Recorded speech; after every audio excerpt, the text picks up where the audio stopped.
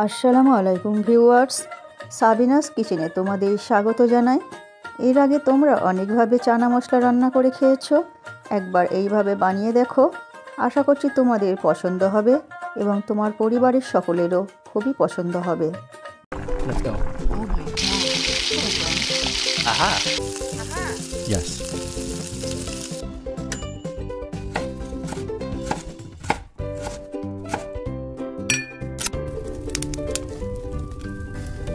Wow. Thank you.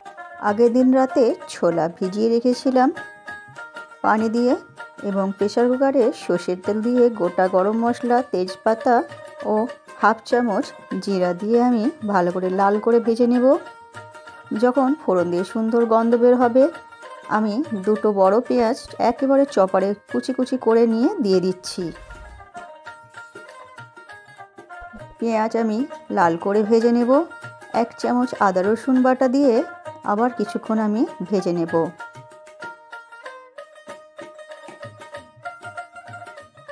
আদা রসুন ভাজা হয়ে গেলে আমি চপারে দুটো টমেটোকে একেবারে মিহি করে কুচি কুচি করে নিয়েছি, সেটা দিয়ে দিচ্ছি। দিয়ে পরিমাণ মতো লবণ, 1 চামচ লঙ্কা গুঁড়ো, হাফ চামচ হলুদ গুঁড়ো, অল্প করে পানি দিচ্ছি, 1 চামচ ধনে গুঁড়ো, 1 চামচ জিরা গুঁড়ো দিয়ে দিচ্ছি। এরপর 1 চামচ গরম মশলা গুঁড়ো ও 1 চামচ আমচুর পাউডার দিয়ে আমি মশলা কিছুক্ষণ কষিয়ে নেব। ভালো করে মশলা কষিয়ে নেব। আমার রেসিপিটি তোমাদের এই পছন্দ হলে একটা লাইক করে দিও। মশলা ভালো করে কষানো হয়ে গেলে আমি ভিজিয়ে রাখা ছোলা পানি ঝরিয়ে নিয়ে দিয়ে দিচ্ছি। দিয়ে কিছুক্ষণ কষিয়ে নেব।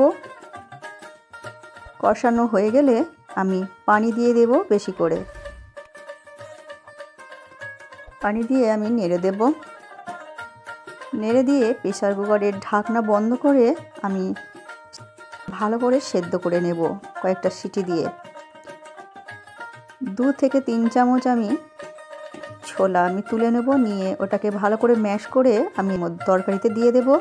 ছোলা ম্যাশ করে দিলে তরকারিটা ঘন হয়, খেতেও ভালো লাগে। এরপর আমি 1 চামচ কসুরি মেথি নিয়ে এইভাবে হাত দিয়ে ভালো করে ঘষে নিয়ে দিয়ে দিচ্ছি। এইভাবে কসুরি মেথি দিলে এর ফ্লেভারটা ভালো আসে।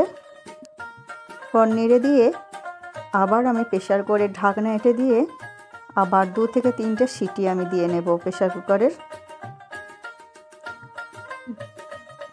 আমার রেসিপিটি তোমাদের যদি পছন্দ হয় কমেন্ট করে জানিও এবং তোমাদের বন্ধু বান্ধবের মাঝেও শেয়ার করে দিও। ছোলা একেবারে ভালো করে সেদ্ধ হয়ে গেছে, এভাবে নামিয়ে নেব। এরপর তোমরা গরম গরম ভাত, রুটি, পরোটা, নান, লুচি সবার সঙ্গে পরিবেশন করো। আমার রেসিপিটি তোমাদের পছন্দ হলে সাবস্ক্রাইব করে পাশে থেকো এবং আমার রেসিপিটি শেষ পর্যন্ত দেখার জন্য তোমাদের অনেক অনেক ধন্যবাদ রইল।